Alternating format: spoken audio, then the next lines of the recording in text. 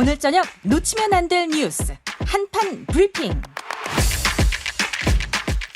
한판 브리핑 민동기 평론가 나오셨습니다. 어서 오십시오. 안녕하십니까.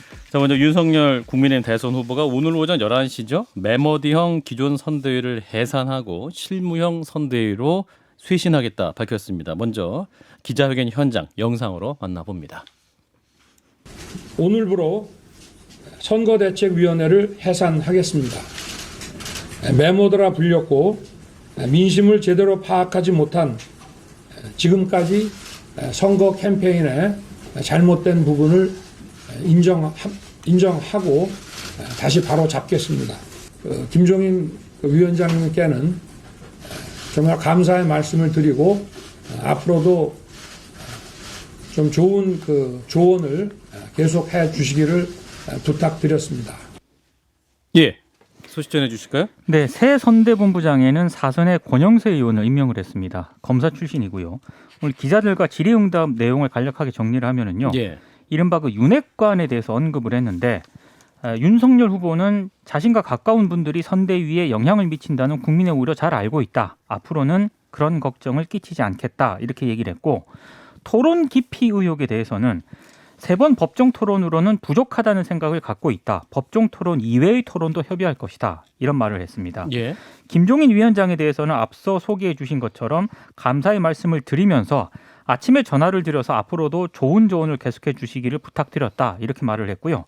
이준석 당대표에 대해서는 새 선대본부에서 직책을 맡지 않을 것이다. 이렇게 얘기를 하면서 하지만 당대표로서도 얼마든지 선거운동 역할이 가능할 것이다라고 얘기를 했고 다만 그 이 대표 거취 문제와 관련해서는 자신의 소관 밖의 문제다. 이런 얘기를 했습니다. 예. 그리고 후보 교체론이 제기되는 것과 관련해서는요. 모든 것을 국민들께 맡길 생각이다. 이런 얘기를 했고 배우자 김건희 씨의 허위 이력 논란 등에 대해서는 가족 문제로 국민들께 심려 끼쳐드려 죄송하다. 이렇게 얘기를 하면서 부족한 부분에 대해서는 국민 여러분께서 드시는 회초리와 비판을 달게 받겠다라고 얘기를 했는데 형사적인 책임을 지는 일은 없을 것이다라는 취지에도 발언을 하기도 했습니다. 예.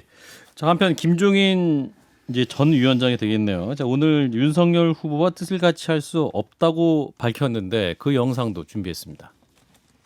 무슨 상황이니 구태타니 내가 무슨 목적으로 해서 구태타라고 했어. 그 정도의 소위 정치적 판단 능력이면은 더 이상 나하고 뜻을 같이 할 수가 없어.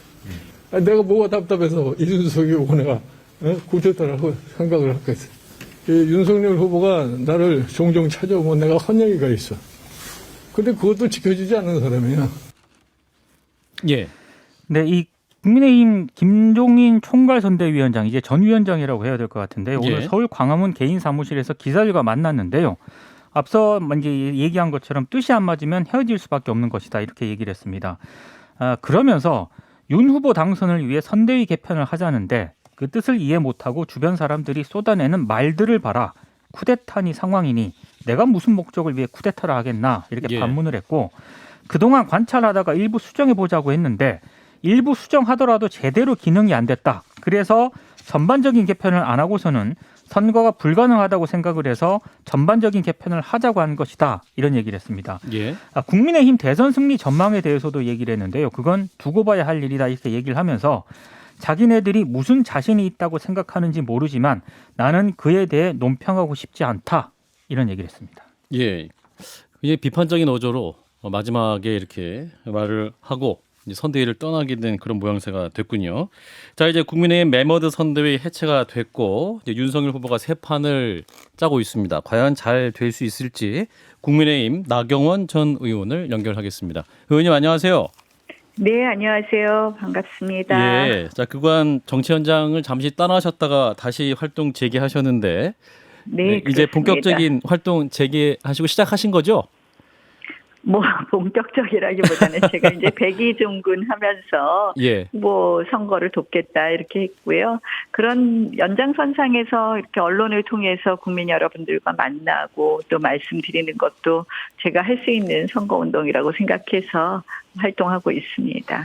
예. 자, 뭐 일단 주로는 지역구에 예? 있습니다. 아, 주로는 그렇군요. 지역구에 있습니다. 네. 일단 오늘 그 선대위 얘기부터 좀 질문 드려야 될 것 같은데 지금 이제 네, 윤석열 네. 후보가 선대위 해체를 공식적으로 발표를 했고 매머드 선대위를 갈아엎고 이제 실무형 선대위를 바꾸겠다 이런 발표를 했는데 윤 후보의 결정 어떻게 보셨습니까? 뭐 잘하신 결정이다 이렇게 생각을 하고요. 뭐 지금 우리 당 후보로 선출되신 이후 2달 동안 정말 지지율을 많이 까먹었거든요, 사실. 그것이 뭐 다른 여러 가지 이유가 있긴 하지만 우리 당 내부의 내홍, 뭐 선대위와 관련된 여러 가지 분열 뭐 이런 것 때문이었기 때문에 그것이 가장 중요한 이유 중에 하나였기 때문에 예. 저는 뭐 잘한 결단이다라고 생각을 합니다. 예. 뭐 지금부터 이제 좀 변화하고 새로운 출발의 모습을 보여주실 필요가 있었고 그런 의미에서 오늘의 결정은 의미 있는 결정이다 이렇게 봅니다. 지지율 떨어졌던 이유가 가장 핵심적인 이유는 뭐라고 분석하셨습니까, 의원님께서는? 내홍이라고 말씀하셨는데 구체적으로 말씀을 주시면. 뭐 제가 구체적으로 지금 이 말씀을 다시 드리지 않아도 국민 여러분들께서 잘 알고 계시지 않겠습니까? 예. 제가 뭐 누가 잘했느니 누가 더 잘못했느니 뭐 이런 말씀까지 드리기도 어렵고요. 그래서 일단 뭐 이렇게 된 것에 대해서 국민 여러분들께 송구하고 죄송하다라는 말씀을 먼저 드리겠습니다. 네. 그리고 이제 새로 출발한다고 하니 우리를 조금만 지켜봐 주시고 기다려달라. 정권 교체 열망이 그렇게 높으신데 그걸 잘 담아내지 못해서 참 안타깝다고 생각합니다. 네, 진종근 작가와 김성현 소장이 함께하고 있습니다. 같이 예, 질문하겠습니다. 나경원 의원님 안녕하세요. 예, 안녕하세요. 예, 저는 네. 이번에 그러니까 윤석열 후보께서 새롭게 선대위를 구성하면서 나경원 의원님 네. 좀 역할을 맡으실 거다 이렇게 생각하고 있었는데 혹시 뭘 좀 구체적으로 맡으시게 되는 게 있으신가요? 뭐 전혀 그렇지 않고요. 실무형으로 아주 뭐 정말 실제 일하는 형으로 선대위를 꾸미시겠다. 선대위도 아니죠. 선대본을 꾸미시겠다. 이렇게 하고 계시기 때문에 예. 아마 그동안 일을 맡아주셨던 분들 위주로 가지 않을까 이렇게 생각하고 있습니다. 김종인 위원장이 결국은 이제 자진 사퇴를 하셨는데 네. 그동안 사실 뭐 김종인 위원장의 존재가 뭐 선거에서의 승리의 방정식 같은 것이었고 또 다른 한편으로는 중도 확장성의 상징 같은 거였는데 지금 이게 좀 망가졌다고 해야 되나요? 그래서 지금 개편 또는 지금의 그 국민의힘의 이런 모습들이 사실 중도층이 볼 때는 상당히 좀 선거가 산으로 가는 거 아닌가 이런 느낌이 좀 있거든요. 저는 후보 생각을 보면 꼭 그렇지 않다고 봅니다. 김종인 위원장 한 분이 중도 확장성을 의미한다고 보기도 어렵고요. 또 뭐 선거 승리의 상징이라고 그러셨는데 작년에 우리 총선 전에 김종인 위원장이 비대위원장이셨습니다. 사실 그래서 뭐 김종인 위원장님께서 뭐 정치권에서 상징하는 바는 있지만 지금 뭐 워낙 뭐 내분이 많았었기 때문에 저는 이번에 후보께서 이렇게 결단하시는 게 맞고 오늘 뭐 노동이사제도 통과를 하지 않았습니까? 국회 기재위에서. 그래서 제가 보면은 후보 스탠스 자체가 후보가 생각하는 어떻게 보면 대한민국의 미래에 대한 생각 자체가 굉장히 중도 쪽을 지향하는 부분이 있기 때문에 뭐 김종인 위원장 한 분의 의미 이 합류 거부, 그러니까 김종인 위원장이 같이 합류하지 않는 것 자체가 그것을 의미하지는 않는다 이렇게 봅니다. 그 공백이 메워질 것 같지가 않아서 드리는 말씀이거든요. 그리고 당에서 보는 상황하고 밖에서 보는 상황이 상당히 다르고 제가 제 페이스북 친구들이 대부분 다 중도층들인데 네. 뭐 지금 갖고 계신 그런 상황 인식을 그분들이 들으면은 더 절망할 것 같아요. 진 교수님께서 주신 말씀도 저희가 좀 귀담아 듣도록 하겠다 이런 말씀을 드리고요. 제가 선대위 내부에는 없지만 예. 뭐 기회가 되면 이런 말씀을 꼭 전하도록 하겠습니다. 예. 그리고 이제 또 하나의 축이었던 이준석 국민의힘 당대표. 근데 지금 당내에서 사퇴 압박이 거세지고 있죠. 의원님께서는 어떤 입장이세요? 글쎄요, 보니까 당내에서는 사퇴 압박이 거세진 것도 있긴 하지만 윤 후보께서 오늘 뭐 사퇴 문제는 본인 소관이 아니다 이렇게 말씀을 하셨고 결국 이준석 후보도 역할을 좀 해달라 이렇게 말씀하신 걸 봐서는 함께 지금 이제 다시 좀 당 대표로서의 선거 운동에서의 역할을 해달라 이렇게 당부한 것으로 봅니다. 그래서 사실 이제 이준석 대표 뭐 굉장히 장점도 많고 하시지만 최근에 여러 가지 행보는 우리가 좀 안타까운 게 있었거든요. 예. 그래서 잘 다시 좀 우리 대선 승리를 위해서 역할을 해주실 것을 좀 기대해 봅니다. 예, 이준석 대표가 그 상징하는 바가 있거든요. 그런데 그쪽에서는 그걸 가볍게 보는 것 같더라고요. 지금 2030 다 떨어져 나갔지 않습니까? 글쎄요. 그 이준석 대표가 상징하는 바, 저희가 뭐 2030을 가볍게 여긴 것은 아니고요. 예. 이제 이준석 대표가 과연 2030을 제대로 상징했나 하는 부분이 또 사실은 오히려 안타까운 부분으로 남아 있습니다. 그래서 어쨌든 이준석 대표 문제를 떠나서라도 저희가 뭐 후보께서 이미 뭐 30대 장관을 많이 보게 될 거다. 또 이번에 선대위를 개편하면서 2030의 시각이 굉장히 중요하기 때문에 뭐 2030의 표 때문이 아니라 그들의 시각을 많이 반영하기 위해서 2030 중심으로 하겠다 이런 말씀도 하신 걸로 알고 있습니다. 그런데 실제로 하는 걸 보게 되면 이제 쳐내는 거지 않습니까? 중도층을 상징하는 분도 쳐내고 이준석도 쳐내고 그다음에 이분들이 갖고 있는 가치들을 평가절하하고 이들 없어도 된다 뭐 이런 인식이잖아요. 글쎄요. 우리 진 교수님 너무 좀 박하게 생각하시는 것 같아요.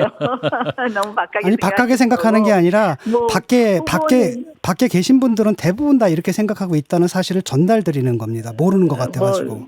뭐 또 이제 그런 분들도 계시고 안 그런 분들도 계시고 하니까요. 이준석 대표의 또 최근 행보에 대해서 굉장히 비판적인 또 시각도 많이 있거든요. 예. 그러니까 뭐 저 다 좀 뛰어넘고 우리 국민 여러분들의 마음을 좀 모아보도록 노력할 거다 후보께서. 그리고 저도 뭐 좀 보태보겠다 이런 생각입니다. 예, 이제 의원님께서 그간 이제 당내 내용은 언론 수습하고 이재명 검증론으로 가자 이런 말씀하셨잖아요. 근데 이재명 네. 검증론이면 다시 또 그 네거티브전이 시작되는 것은 아니냐 이런 또 시각도 있습니다만. 아니죠. 이재명 지금 사실 선거가 이상한 국면으로 가고 있어요. 예. 가장 중요한 거는 후보의 자질 검증, 후보의 정책 검증이 돼야 되잖아요. 예. 지금 그게 하나도 안 돼 있거든요. 그래서 뭐 이재명 후보 검증이 이재명 후보의 도덕성이나 뭐 여러 가지 자질 검증도 의미하지만 이재명 후보의 정책만 해도 정책 검증이 지금 제대로 이루어지고 있지 않거든요. 예. 예컨대 뭐 국토보유세 같은 것도 한다 그러는 건지 만다 그러는 건지 말씀 자꾸 왔다 갔다 하시는데 전체적으로 보면 부동산에 관한 국민 여러분들의 뭐 불만이 부동산 정책에 관한 국민 여러분들의 불만이 높으니 뭐 양도세도 중과하는 걸 완화한다. 뭐 종부세도 좀 다 검토하겠다고 말씀은 하시지만 결국 예. 국토보유세로 30조를 더 걷겠다면 과연 결국은 부동산 세금 정책에 있어서는 문재인 정부보다 더 강화되는 쪽이기 때문에 예, 그런 이런 부분에 검증은 대한 이제 뭐 검증도 필요한데 토론을 통해서 할 수 있을 것 같은데 그럼 토론 네. 계획이 그 3번 외에 추가적으로 더 논의되고 있는 게 있습니까? 오늘 윤 후보께서 입장을 발표하신 것으로 알고 있습니다. 토론 예. 적극적으로 하겠다. 저는 다행이라고 생각하고요. 지난번에 조금 저 토론에 대해서 부정적으로 표현이 나온 것은 전 적절하지 않았다고 보고요. 예. 오늘 뭐 적극적으로 토론에 임하겠다고 하였고 후보께서 그렇기 때문에 저는 뭐 앞으로 뭐 토론만 하는 그런 대선은 안 되겠죠. 뭐 국민들하고 여러 방면으로 스킨십도 해야 되고 또 뭐 국민 여러분들의 의견을 듣는 과정도 있어야 되겠지만 어쨌든 토론도 당연히 갈 거라고 생각합니다. 의원님 하나만 더 질문 드릴게요. 일각에서 네. 비대위원장까지도 거론되셨었는데 윤 후보가 내일 네. 추가 인선 발표한다고 하시잖아요. 그럼 내일 네. 의원님이 선대 본부에 정말 안 들어가십니까? 혹시 언지 받으신 거 없으세요? 아니 저는 합류하지 처음부터 제가 백의종군 하겠다고 말씀을 드렸고요. 예. 뭐 필요하다면 미관 말치기라도 해야 되겠지만 제 역할은 지금 백의종군하는 그 역할이 맞다고 생각합니다. 예, 선대에 직접 합류 안 하되 외곽에서 돕겠다 이런 말씀이신 것 같군요. 네, 열심히 하겠습니다. 여태까지 그래왔듯이. 예, 나중에 그 스튜디오 한번 다시 모시겠습니다. 네, 고맙습니다. 예, 감사합니다. 네. 저 국민의힘 네, 감사합니다. 나경원 전 의원이었습니다. 자, 나경원 의원까지 만나봤는데요. 자, 윤석열 후보의 오늘 결단한 기자회견까지 다 보셨을 텐데 진 작가님부터 말씀을 주실까요? 뭐 노선이 이제 그 확정이 된 것 같아요. 그러니까 전통적인 지지층을 토대로 그다음에 전통적인 방식으로 선거 운동을 하겠다 이거고요. 그러니까 이게 차라리 뭐 중도층 또는 2030 이런 쪽을 붙이려다가 내홍을 걷는 것보다는 안정감 있게 선거하는 게 낫겠다. 예. 그리고 뭐 이렇게 밀고 나가게 되면 결국은 그렇잖아요. 그 대선이 다가오면 다가올수록 그 지지층들이 결집을 하게 되면서 비슷대등한 상황까지 오게 되고 약간 지지율에서 밀린다 하더라도 또 단일화와 같은 이벤트를 통해 가지고 충분히 이길 수 있다 이렇게 생각하는 것 같아요. 예. 그러니까 애초에는 이게 이제 어떤 전략이었냐면은 우리는 이긴다. 우리가 굳이 무슨 이준석이니 뭐 김종인이니 뭐 이런 거 없어도 충분히 이기는데 왜 그들한테 권력을 나눠주느냐. 이러다가 지금 상황이 확 지지율이 빠지면서 이제 어떻게 된 거냐면 이제는 그렇게 하지 않으면 안 될 상황이 이제 돼버린 거죠. 지금. 예. 자, 김 소장님. 저는 그러니까 김종인 총괄과의 헤어짐이 지금 있었기에 천만 다행이지. 예, 정말 김종인 총괄이 지시하는 대로 연기를 해서 나는 이런 중도입니다라고 연기를 하다가 이분이 덜컥 당선된 다음에 김종인 총괄이 빠지고 나서 윤석열 후보의 본색이 드러나는 그림으로 갔으면 얼마나 끔찍했겠나. 그래서 김종인이란 한 사람을 믿고 대권 후보를 김종인이 함께하면 괜찮다라는 생각이 얼마나 무서운 생각이었는지를 이번에 절감하게 됩니다. 그래서 뭐 들어갔던 금태섭에도 그런 나오는 거로 보여지는데요. 정말 무책임한 행동들이죠. 이게 지금 김종인 위원장이 지금이 아니고 만약 이 똑같은 일이 뭐 예를 들어서 대통령 인수위를 하는 과정에서 김종인 총괄을 못하겠다고 그때 인수위원장 하다 박차고 나간 그림이라고 생각해 보면 유권자들은 김종인 총괄이 그리는 중도적인 그림을 믿고 투표를 했는데 사실상은 그 윤석열이라는 사람이 갖고 있는 본인의 그림대로의 이 정부가 그려진다면 그것이 더 큰 사기극이 됐을 것 같거든요. 그래서 지금이라도 빨리 헤어지신 게 다행이라고 생각하고 연기하지 않는 윤석열의 모습을 보시면서 유권자들이 판단할 수 있는 기회가 생긴 건 아주 좋은 일이라고 생각합니다. 예, 자 이준석 국민의힘 당대표 오늘 김현정의 뉴스에 오늘 아침에 나와서 또 사퇴 의사 전혀 없다라는 입장을 밝히기도 했는데 일단 나경원 의원도 그렇고 그 김경진 전 의원도 저희 방송에서 2030 세대를 대표하지 것인지 잘 모르겠다 이런 말을 좀 많이 하시는데 이 대표의 역할 앞으로 좀 어떻게 될까요, 진 작가님? 그 역할이 있을 것 같지가 않아요. 일단은 이 대표는 일단 자기 자리 지키는 것부터 좀 급급해야 될 상황인 것 같고 아 그런가요? 당의 내부만이 아니라 당의 바깥에서도 대표로서의 그 처신에 문제가 있다는 지적들이 있지 않습니까? 예. 그런데 그 지키겠죠. 그 지키고 그다음에 자리를 당대표 자리를 그런 식으로 물러날 상황은 아니고 또 다른 한편으로는 당내에서도 물러나라 하는 분들이 계시는데 지금 이제 선대위가 겨우 이제 안정을 찾아가잖아요. 네. 여기서 또 다른 당내 분란을 일으킬 정도로 멍청하지는 않을 것 같아요. 아하. 그래서 이제 그 상태로 가는데 사실상 역할은 없는 거죠. 그렇군요. 자, 김 소장님. 저는 지금 현재 있는 국민의힘 의원들 특히 TK와 PK를 중심으로 해서 뭉쳐있는 의원들에게 가장 소중한 것은 2024년 본인 총선이고요. 그다음은 이번 대선이 아니고 22년 지방선거입니다. 지방선거에서 이준석 대표가 펼치려고 하는 개혁 아젠다 이거 절대 이렇게 진행되면 안 되거든요. 그래서 대선에서 일정 부분 타격을 입더라도 이준석 대표를 밀어내서 TK와 PK가 안정적으로 안심할 수 있는 지방선거를 치르는 방향으로 틀려고 할 것이기 때문에 내홍 정도가 아니라 내전 상태의 격렬한 투쟁이 지금부터 시작됐다라고 말씀드리겠습니다. 안타까운 내전 일이죠. 상태의 수준이다. 네, 안타까운 일이죠. 이제 불과 1년 전이 아니라 10달 전인가요? 이준석 대표가 딱 됐을 때, 아, 이제 국민의힘이 변하는구나. 2030들이 지지를 하는구나. 예. 젊은 당원들이 막 들어오고 있구나. 거기에 비해서는 민주당은 상당히 늙어 보였잖아요. 그 민주당에서 스스로 자조도 하고. 근데 이런 흐름들을 끌고 갔으면 참 좋은데 그 흐름들이 이제 그 전통적인 그 주류 세력이 있지 않습니까? 주류 세력에 의해서 지금 좌절된 측면이 있거든요.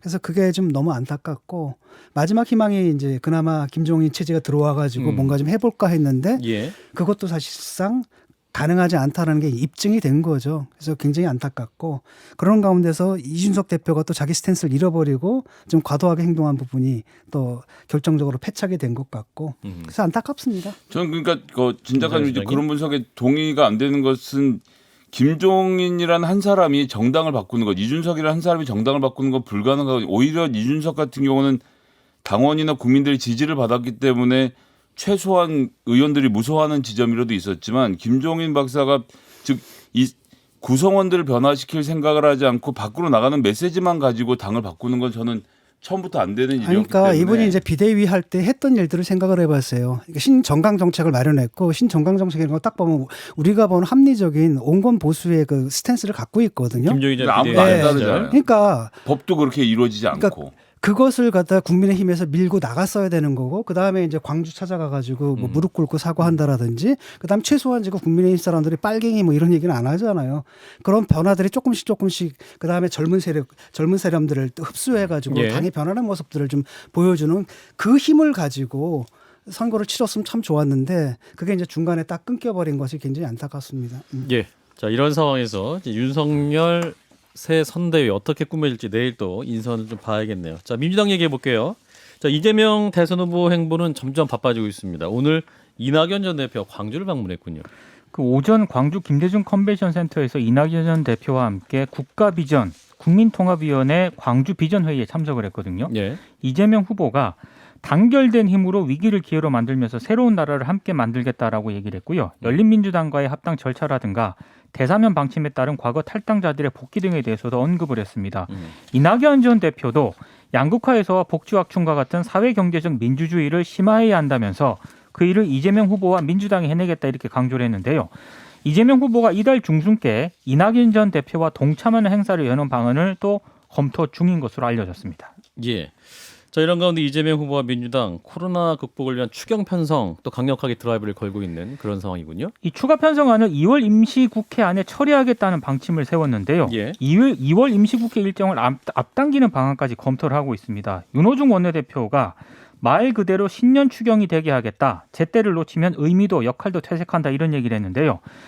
부분이 아닌 전부 그리고 사후가 아닌 사전, 금융보다 재정 지원이라는 세 가지 원칙에 입각을 해서 신년 추경 편성에 속도를 내겠다라고 얘기를 했고요. 관련해서 민주당 선대위가 지난해 말부터 새 추경 편성과 관련해서 규모별 시나리오는 물론이고요. 이재명 후보 공약인 전국민 재난지원금을 반영한 추경안까지 짜놓았던 것으로 지금 확인이 됐는데요. 예. 이재명 후보가 이 빠르게 최대한 논의가 빠르게 집행이 될 수 있도록 일찌감치 추경과 관련한 시나리오 작성을 직접 지시했다고 얘기를 합니다. 이거 왜 그러냐면 민주당 선대위가 밝힌 내용은 자칫 논의가 늦어져서 대선까지 추경 집행이 이루어지지 않는 상황에 대해서 내부적으로 걱정을 했던 상황이 반영이 된 것이다. 이렇게 설명을 하고 있습니다. 예. 자, 이런 가운데 또 대장동 개발 특혜 의혹 새로운 보도들을 통해 사실들이 또 나오고 있습니다. 그러니까 유동규 전 성남도시개발공사 기획본부장이 지난해 9월 검찰의 압수수색을 받기 전에 예. 김용 더불어민주당 선대위 조직부본부장 당시 경기도 이제 대변인이었는데요. 예. 통화를 한 것으로 나타났습니다. 일단 김용 부본부장은 대장동 의혹을 둘러싼 사실 확인을 위해서 유 전 본부장과 통화했다고 밝혔고요. 수사기관만이 알 수 있는 자료를 이 부재중 전화까지 포함해서 유출한 경위를 수사당국은 명백히 밝히길 바란다라고 오히려 이제 의혹을 제기했습니다. 예. 그리고 유 전 본부장은 압수수색 전에 최재경 전 청와대 민정수석하고 박관천 전 청와대 행정관 등과도 통화를 한 것으로 확인이 됐는데요. 두 사람은 대장동 사업과의 연관성을 강하게 부인을 했습니다. 예. 자, 김용 부부장은 또 통화 내역 유출에 대해서도 좀 문제를 삼고 있긴 한데, 자, 일단은 이재명 후보 오늘 광주에서 이낙연 전 대표의 회동을 했습니다. 통합과 연대를 강조하기도 했는데 어떻게 봐야 될까요? 이제 국민의힘의 어떤 당 내분 상황과 비교해서 유권자들에게 또 새로운 시그널을 좀 보내고자 하는 통합의 이미지를 보여주는 그런 행보라고 봐야 될까요? 진 작가님? 그렇죠. 네. 일견됐던 거고 그냥 했던 행보를 좀 하는 거라고 봅니다. 예. 네. 자, 김 소장님. 예, 뭐 아주 잘하고 있다고 생각하고요. 통합의 이미지를 보이는 것 그리고 호남에서의 지지율이 아직 조금 더 올라야 되는 이재명 후보의 숙제가 있습니다. 이 부분에 대한 해결 그리고 출향민들 서울에 있는 분들 중에서 이낙연 후보 좋아하시는 분들도 많거든요. 이런 분들에 대한 어필을 한다는 점에서 매우 목말랐던 이벤트인데 예, 뭐 국민의힘의 상황을 생각하고 시작한 것은 아니겠지만 예, 나름 적절한 유효 포인트가 있었던 이벤트였던 것 같습니다. 예, 한편 이제 대장동 의혹 여전히 국민적 의혹은 완벽하게 해소되지 않은 상황에서 추가로 드러난 통화 의혹들 김용 전 경기도 대변인 정진상 부실장 얘기도 있고요. 이 부분은 좀 뭐랄까 중요하게 다뤄야 될 부분이 아닐까, 진 작가님. 그분들은 거짓말을 했잖아요. 한 번은 통화한 적 없다라고 했는데 통화한 게 드러났고 예. 또 한 번은 그냥 간단하게 안부만 물었다. 한 차례만 통화했다는데 여러 차례 통화한 걸로 나오고 그다음 그 전화 자체가 사태 수습을 위해서 새로 개통한 전화였잖아요. 그걸 주로 이제 그런 용도로 사용했단 말이죠. 근데 이재명 후보가 뭐라 그랬냐면은 유동규도 측근 아니다라고 하면서 얘기를 했던 그 두 분이 측근이라고 하면 이 정도 돼야 된다 하면서 김용, 정진상을 얘기를 했는데 이 자기가 인정한 그 측근들이 그 사람하고 통화를 했단 말이죠. 유동규 전 본부장과. 네. 그러면은 그다음에 그 과정에서 이분들이 거짓말을 했고라고 한다면은 뭐 상식선에서 판단하실 겁니다. 국민들이 어떤 일이 있었는지는. 예. 김 소장님. 예, 뭐 전 수사기 과정을 통해서 당연히 드러나게 될 거라고 생각하고 뭐 철저히 수사해야 된다라고 생각하고요. 여기 지금 최재경 전 청와대 민정수석 같은 경우는 50억 클럽으로 국민의힘에서 폭로해서 거론됐던 바 있지 않습니까? 예. 돈 왜 자금의 흐름을 이렇게 열심히 추적 안 하는지 모르겠어요. 그리고 이번 그 당시에 50억 클럽 얘기가 나왔을 때 통화한 적이 전혀 없다라고 완전히 부인을 했던 전력이 있기 때문에 50억 클럽 부분에 대한 이야기, 이거 돈이 50억이면 현찰로 오고 가지 않았을 것이거든요. 예. 검찰이 수사를 좀 더 고삐를 조이고 열심히 했으면 좋겠습니다. 그 50억하고 그러니까 유동규하고도 연관이 돼 있다라는 얘기잖아요. 그러니까 이것만 봐도 그래서 참 그러네요. 상식적으로 판단하실 겁니다, 국민들이. 예, 근데 또 통화를 하면 안 되냐? 통화한 것 자체가 의혹이냐? 또 이렇게 반론을 하시는 분도 있는데. 아니 왜 통화를 해요? 아무 관계가 없는데. 그다음에 그 와중에서 새로 전화를 만들어가지고 잘 있었어 그동안 안부 전화, 안부 인사들이라고 통화했을 리는 없는 거죠. 이건 처음 대응할 때 상황 파악을 하기 위해서 유동규 씨와 통화한 적이 있다라고 말을 했으면 아무 문제가 안 될 일이었는데 예. 통화 사실을 감춘 것이 잘못된 대응이었다고 생각합니다. 예, 여기까지 짚도록 하겠습니다. 자, 민동기 평론가였습니다. 고맙습니다. 고맙습니다.